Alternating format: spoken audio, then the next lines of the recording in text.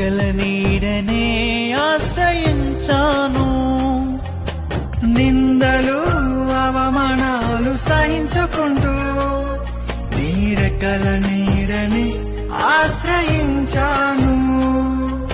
నీ వాగ్దానములను చేతపట్టి నీ వాగ్దానములను చేతపట్టి నీ ముఖముపై దృష్టి ఉంచినానయ్యా. నీ ముఖముపై దృష్టి ఉంచినానయ్యా.